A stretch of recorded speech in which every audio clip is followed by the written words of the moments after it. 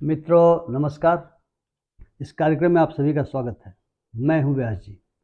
कार्यक्रम शुरू करने के पहले एक छोटी सी अपील, यदि अभी तक आपने मेरे चैनल को सब्सक्राइब नहीं किया हो तो कृपया सब्सक्राइब करें और बेल आइकन दबा दें, ताकि जो भी मेरा वीडियो जनोपयोगी विषयों पर मैं करता रहता हूं वह आप तक हर हाल में उसका नोटिफिकेशन पहुंच जाया करे। आज हम लोग चर्चा करेंगे लोक आस्था के महान पर्व छठ के बारे में। और ये जो लोक आस्था का महान पर्व है, ये बिहार और पूर्वी उत्तर प्रदेश के जो निवासी हैं उनमें काफ़ी महत्वपूर्ण माना जाता है और लोग इसको पूरे धूमधाम के साथ मनाते हैं, पूरी पवित्रता के साथ मनाते हैं। लेकिन जो लोग शायद इन राज्यों के बाहर के हैं उनमें से अधिकांश को ये पता न होगा, इसलिए मैंने सोचा कि जो पर्व अब मनाया जा रहा है उसकी शुरुआत कल से हो गई है, तो मैं आप तक उस बात को पहुंचाऊं। मैं इसके पहले कि अपनी बात को आगे बढ़ाऊं, मैं गाइड फिल्म का एक दृश्य, जो शायद आप में से जिन लोगों ने गाइड फिल्म देखी हो, 1965 में आई थी, देवानंद उसमें मुख्य भूमिका में थे और वहीदा रहमान थी, तो मैं उस छोटे से उस दृश्य की तरफ आपको ले चलूँगा। राजू गाइड जो एक सामान्य व्यक्ति था और उसमें वो सारी अच्छाइयाँ बुराइयाँ हो सकती थी जो एक सामान्य व्यक्ति में होती हैं। सज़ा उसको काटना पड़ा, 2 साल की सज़ा। सज़ा के बाद जब वो सब कुछ छोड़ छाड़ करके चला गया कहीं, तो एक गांव के एक मंदिर में उसको शरण मिली और लोगों ने समझा कि ये कुछ स्वामी जी हैं। उसकी शायद दाढ़ी बढ़ी हुई थी या कुछ भावभंगिमा ऐसी रही होगी कि गांव वालों को विश्वास हो गया कि वो स्वामी जी हैं, और उसने भी खुद को स्वामी के रूप में गांव वालों के सामने पेश करना शुरू कर दिया। उसको गांव वाले भोजन इत्यादि की भी व्यवस्था कर दिया करते थे। उसने गांव वालों को कहानी सुनाई थी बच्चों के साथ। उसने कहा कि उसकी माता जी ने उसको बताया है कि कहीं पर अकाल पड़ा था, बारिश नहीं हो रही थी, फसलें नहीं हो रही थी, लोग भूख से मर रहे थे और धरती फट रही थी। लेकिन एक स्वामी ने 12 दिनों का उपवास किया और उस उपवास का परिणाम ये हुआ कि ईश्वर को भी आसमान की छाती चीरकर पानी बरसाना पड़ा। संजोग ये कहिए कि उस गांव में भी कुछ समय बाद, जहाँ ये स्वामी जी के रूप में राजू गाइड रहता था, अकाल पड़ गया और बड़ी बुरी हालत हो गई, बड़ी स्थिति खराब हो गई। और कुछ घटनाक्रम यूँ हुआ कि गांव वालों ने कहा कि आपने स्वामी जी जो कहानी हमें बताई थी, क्या आप भी हमारे लिए उपवास रखने जा रहे हैं? और उसे मजबूरी में, न चाहते हुए भी, 12 दिनों के उपवास पर चले जाना पड़ा।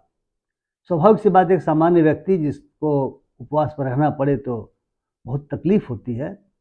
स्वाभाविक सी बात है कि उसका जो पूरा का पूरा शरीर है सूखने लगता है, बेचैन होने लगता है, भोजन की मांग बढ़ती जाती है। किंतु स्वामी बन गए तो गांव वालों के विश्वास का सवाल था। इस बात की चर्चा पूरी दुनिया में होने लगी, भारतवर्ष में होने लगी, और एक अमेरिकी पत्रकार आई और उन्होंने उनसे पूछा देवानंद से कि स्वामी जी, क्या आपको विश्वास है कि आपके इस उपवास से बारिश होगी? क्योंकि विज्ञान तो ऐसा नहीं कहता। उसने जो जवाब दिया वो बड़ा महत्वपूर्ण जवाब दिया। उसने कहा कि मुझे इन लोगों के विश्वास पर विश्वास है, यानी जो विश्वास करते हैं मुझ पर और इस बात पर कि मेरे 12 दिनों तक निर्जला व्रत रहने से, निर्जला उपवास करने से ईश्वर बारिश करेगा, तो मुझे विश्वास है इनके विश्वास पर। मैं कहानी गाइड किस लिए सुना रहा हूं कि लोक आस्था का महान पर्व छठ उसी विश्वास और आस्था का प्रतीक है। जिनको इसमें विश्वास और आस्था है, जो स्वास्थ्य के लिए, संतान के लिए, सुख शांति के लिए इस व्रत को रखते हैं, और ऐसा नहीं कि एक ही वर्ष रखते हों, पीढ़ी दर पीढ़ी ये व्रत रखते हैं। अगर एक पीढ़ी खत्म हो गई तो दूसरी पीढ़ी को लगता है वह दाय के रूप में, इनहेरिटेंस के रूप में दे जाती है।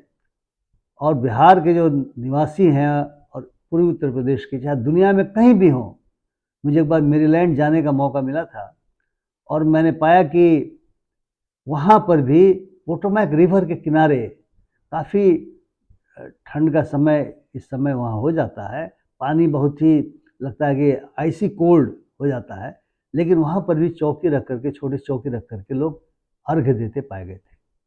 और जहाँ मैं रुका था जिस मित्र के यहाँ, उनके यहाँ बड़े पवित्रता के साथ, बहुत आस्था के साथ इस पर्व को मनाया जा रहा था। पूरे इंडियन कम्युनिटी के साथ मनाया जा रहा था। जो लोग वहाँ पर मौजूद थे, बहुत सारे लोग तो बिहार के थे, बहुत सारे लोग बिहार के बाहर भी थे। और आज भी अगर आप पढ़ेंगे तो आप पाएंगे कि भारतवर्ष में समुद्र के किनारे, तालाबों के किनारे, नदियों के किनारे, हर जगह, दिल्ली में भी, महाराष्ट्र के मुंबई में भी, अन्य शहरों में भी, बिहार में तो खैर है ही, पूरे उत्तर प्रदेश में तो है ही, जहाँ जहाँ डायस्पोरा निवास करता है वहाँ इस पर्व को मनाने की परंपरा है। मैं आपको इसके बारे में अभी जो यहाँ के एक अखबार के पूरे पृष्ठ में इसके बारे में निकला है वो जस्ट आपको दिखाना चाहता हूँ, ध्यान से देखेंगे।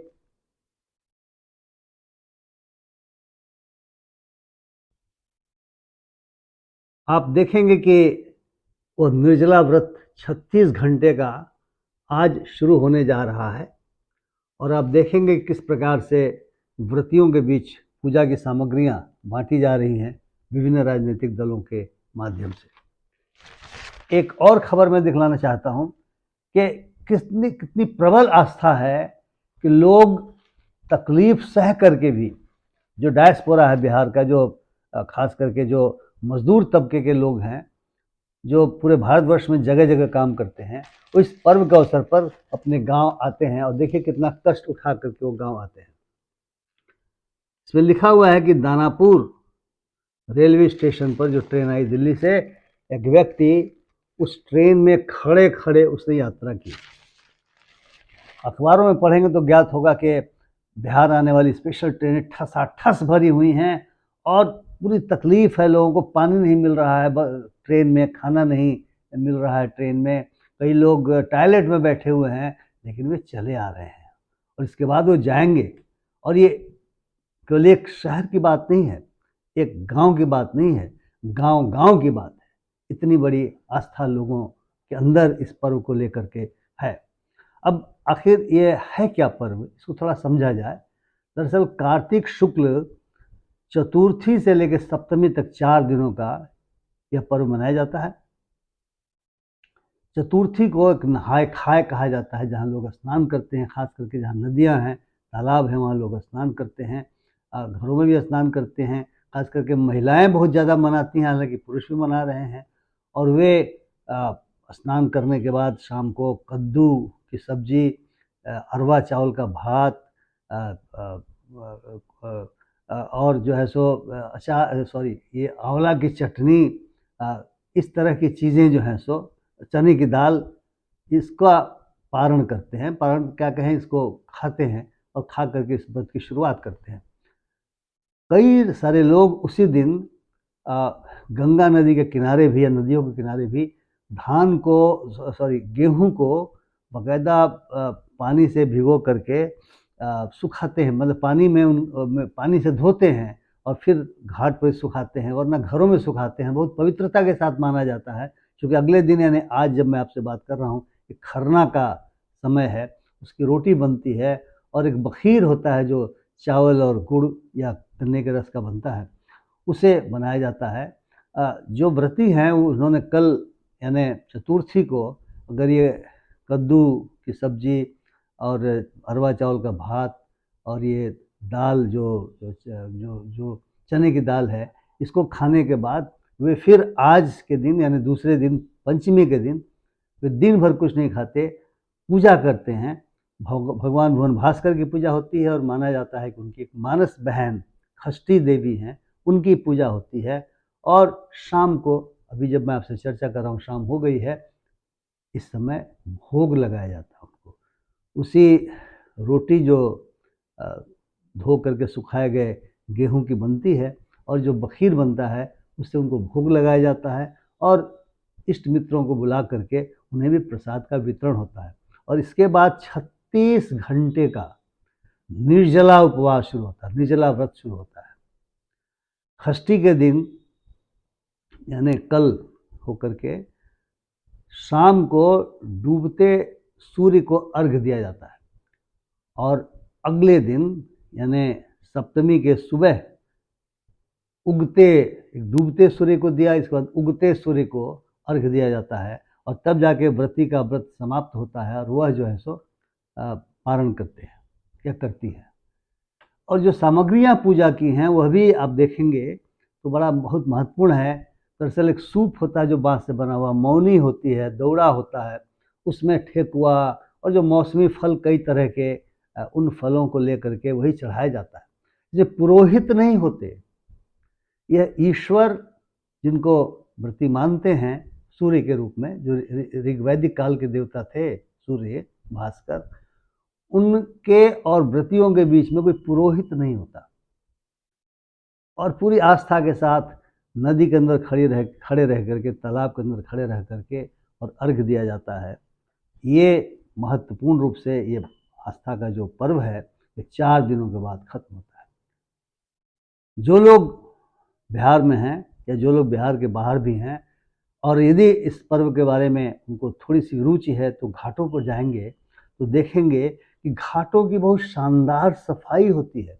और केवल सरकारी तंत्र ही सफाई नहीं करता, आम जनता भी सफाई में बढ़ चढ़ के भाग लेती है। और जो लोग घाटों की तरफ जाते हैं मोहल्लों से या गांव से, उस रास्ते की भी सफाई शैक्षिक रूप से किया जाता है। संयम, आत्मसंयम। इस पीरियड में, मैं तो प्रशासन में रहा हूँ, इस पीरियड में कोई अपराध की घटना अगर हो रही हो तो आश्चर्य की बात होगी, बहुत कम अपराध की घटनाएं होती है। यह स्थिति उत्पन्न हो जाती है जब सूर्य को अर्घ दिया जा रहा होता है नदियों या तालाबों के किनारे, तो प्रशासन बहुत ही व्यवस्था करता है। उसके पहले व्यवस्था किए हुए है, चाहे सफाई की बात करें, चाहे रोशनी की बात करें, चाहे एम्बुलेंसेस की बात करें, अस्पतालों में दवाइयाँ इत्यादि पहले से स्टॉक कर ली जाती हैं। किस अस्पताल में कहाँ के लोग ले जाएंगे इसकी व्यवस्था होती है। पुलिस की चाक चौबंद व्यवस्था होती है ताकि जो व्रती घाट पर जा रहे हैं उनको कोई दिक्कत नहीं हो, भगदड़ की स्थिति नहीं बने, सूचनाएं प्रसारित की जाती रहती हैं आदि इत्यादि। लेकिन डूबने से भी मौतें हो सकती हैं और होती हैं। ये भले ही लोक आस्था का पर्व है, लेकिन आपदाएं तो आपदाएं हैं, आपदाएं तो आएंगी। अगर आपने बैरिकेड का उल्लंघन किया, आप घाटों पर पटाखे फोड़ रहे हो, ऐसा लोग करते हैं। अगर नदी के अंदर बहुत गहराई में जाने की आप कोशिश करते हैं, हालांकि प्रशासन बैरिकेडिंग बनाए रहता है, तो डूबने की घटनाएं होती हैं। इसको रोकने के लिए NDRF, national disaster response force, और स्टेट डिजास्टर रिस्पांस फोर्स की पूरी तैनाती भी इसमें की जाती है, जो बाकायदा नाव पर या इन्फ्लेटेबल बोट्स पे उनके गोताखोर घूमते रहते हैं, बचाते रहते हैं लोगों को, समझाते रहते हैं लोगों को। सिविल डिफेंस के लोग हैं, बहुत सारे नौजवानों की ड्यूटी इसमें लगाई जाती है ताकि डूबने की घटनाएं नहीं हो, भगदड़ की घटनाएं नहीं हो। बावजूद इसके भगदड़ की भी घटनाएं हुई हैं, लोग मरे भी हैं, और डूबने की घटनाएं भी मोटे तौर पर हर साल होती ही रहती हैं। कई बार तो अर्घ्य देने के बाद लोग लौटते हैं, बहुत सारे बच्चे नौजवान रह जाते हैं वहाँ, और पुलिस की तैनाती थोड़ी कम हो जाती है। पर्व समाप्त होने के बाद तब देखा गया कि डूबने की घटनाएं होती रहती है। मित्रों, इसकी खासियत एक और है, सांप्रदायिकता नहीं है। ये सूप, मौनी, दौड़ा की मैंने बात की, जो बांस से बनते हैं, बहुत सारे मुस्लिम भाई बहन इसको बनाते हैं। और हमने तो ये भी देखा है कि विभिन्न धर्मों के लोग, हिंदू मुस्लिम सभी मिल करके इस पर्व को मनाते हैं। कई लोग जिनको आस्था है, चाहे वे मुस्लिम ही क्यों नहीं हो, वे भी इसका व्रत रखते हैं, वो कठिन व्रत रखते हैं। लेकिन संख्या कम होगी, स्वाभाविक सी बात है, ये तो आस्था का मामला है, तो जिसको आस्था होती है वो इसको रखता है। लेकिन बाजार की भी बड़ी भूमिका है। इस समय इतने गाने बज रहे होंगे, अगर आप किसी शहर में गुजर रहे होंगे तो गाने बज रहे हैं। एक अलग से वो जो वो तंत्र है, वो जो गाने इत्यादि गा करके पैसा कमाने वाला जो तंत्र है, जो सीडी बनाता है, उसको बहुत इससे फ़ायदा होता है, क्योंकि लोग खरीदते हैं, सीडी खरीदते हैं और गाने सुनते हैं, गाने बजाते हैं, और गाने बड़े ही अच्छे होते हैं। जो गायक लोग होते हैं, भोजपुरी के तो इतने गायक हो गए हैं जो छठ माई के नाम पे जो गीत गाते हैं, वो बहुत बहुत ही, मैं कहूँगा कि कर्णप्रिय भी होता है।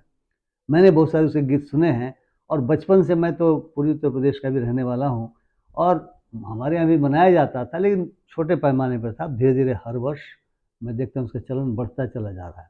लेकिन जो सबसे बड़ा बाजार का असर है वो यह है कि जो भी प्रचार माध्यम आप खोलेंगे, खास करके स्थानीय प्रचार माध्यम आपको केवल और केवल छठ के बारे में चीज़ें सुनाई पड़ेंगी और विज्ञापन उसी आधार पर आपको मिलेंगे, क्योंकि व्यूअरशिप बढ़ जाता है, ये दिखलाई पड़ेगा। और चीज़ों के दाम महंगे हो जाते हैं। अब जो फल हैं, मौसमी फल हैं, या कद्दू की सब्जी खाई जाती, कद्दू के दाम बढ़ जाएंगे और किसान को पूरा तो मिलता नहीं है, जो बीच के बिचौलिया हैं उनको बहुत फ़ायदा होता है। तो चीज़ें महंगी होने लगती हैं, ये देखा गया है कि जो भी सामग्रियाँ इसमें इस्तेमाल में होती हैं वो महंगी होती चली जा रही हैं। और अंत में मैं राजनीति के बारे में बताऊंगा। श्रेय लेने की होड़ मचती है। घाटों के निरीक्षण के लिए पता नहीं किस किस पार्टियों के लोग नहीं जाते, और प्रशासन के जो लोग होते हैं, जो सत्ता पक्ष के लोग होते हैं, वे तो उसका श्रेय लेना चाहते हैं, मैंने ये व्यवस्था की, वो व्यवस्था की, लेकिन जो विरोधी दल है वो उसमें मीन मेख निकालना चाहता है, ये कमी रह गई, वो कमी रह गई, और बाकायदा मीडिया को साथ लेकर के जाता है और दिखाता है कि देखिए ये फलाने सज्जन हैं, ये फला हैं, ढिका हैं, ये जा रहे हैं और किस प्रकार से अधिकारियों को कह रहे हैं कि आपने कमी रख दी है। पूजा समितियों को भी लोग मेहनत करते हैं बहुत ज़्यादा, लेकिन वो अधिकारियों को ज़्यादा ताकीद करते हैं कि देखो ये नहीं हुआ और तुम करो, ताकि उनको लगे कि हाँ साहब ये भी कितने श्रद्धालु लोग हैं, और श्रद्धालु ही नहीं कि कितने ज़्यादा श्रद्धालुओं की मदद करते हैं। बहुत सारे लोग पूजा सामग्रियाँ बांटते हैं। अभी मैंने जो आपको समाचार पत्र का वो पूरा का पूरा पृष्ठ दिखलाया था, तो विभिन्न राजनीतिक दलों के लोग पूजा सामग्रियाँ बांटते हैं। अब सामग्रियाँ किससे लेते हैं मैं नहीं जानता, लेकिन बांटते हैं, अपना फोटो निकालते हैं, दिखाते हैं। और ये हर जगह होता है, क्योंकि बिहार में ही नहीं हो रहा है, कि जहाँ जहाँ, दिल्ली में तो इसको लेकर के बाकायदा दो पार्टियों में जो सत्ता में है विरोधी दल है, और उसके बीच में चलता ही रहता है कि इसने व्यवस्था नहीं की, उसने ये व्यवस्था नहीं की, ये चलता ही रहता है। बिहार में तो मज़ेदार घटना घटी कि एक विशेष नाम नहीं लूँगा, लेकिन विशेष विधानसभा में एक सज्जन उनकी पत्नी एमएलए इसी आधार पर बन गए, कुछ छठ के समय सूप बांटते थे मुफ्त में। लोग कहते हैं बताइए साहब कितने श्रद्धालु व्यक्ति हैं, और धर्म के नाम पर तो हमारे देश में वोट मांगने और देने की भी एक आस्था चल रही है। तो उनको वोट मिला और वो दोनों जो है सो विधायक बने, इसी आधार पर विधायक बने, बिना किसी पार्टी के निर्दलीय लड़ करके विधायक बने। तो इसमें राजनीति भी इस रूप में आती है। राजनीतिक दल लाभ उठाना चाहते हैं, आपकी श्रद्धा का लाभ उठाना चाहते हैं, आपकी आस्था का लाभ उठाना चाहते हैं। लेकिन इन सबसे अलग विलग कहा जाए तो यदि आपको आस्था है, भगवान भुवन भास्कर के रूप में अगर आपको ईश्वर पर आस्था है, खष्टी मैया के ऊपर अगर आपको आस्था है, तो ये लोक आस्था का महान पर्व माना जाता है। इसकी ऐतिहासिकता मतलब थोड़ी संदिग्ध है कि कब से शुरू हुआ, लेकिन माना जाता है कि बिहार में ही मगध रीजन में और मिथिला रीजन में इसकी शुरुआत हुई थी। और कब हुई थी कहना मुश्किल है, लेकिन सूर्य के मंदिर जगह जगह हैं और ये सूर्य पूजा का उत्सव है। और महत्वपूर्ण ये है कि हर जगह हम उगते सूर्य को, राजनीति में कहते हैं उगते सूर्य को अर्घ दिया जाता है, इसमें डूबते सूर्य को भी देते हैं और उगते को भी देते हैं। इसकी खासियत है। मैं समझता हूँ कि जितनी बातें मुझे कहनी थी मैं कह चुका, और आपको अगर पसंद आई हो तो कृपया शेयर करें, कृपया लाइक करें और मेरे चैनल को सब्सक्राइब करें। इन्हीं शब्दों के साथ बहुत बहुत धन्यवाद। नमस्कार।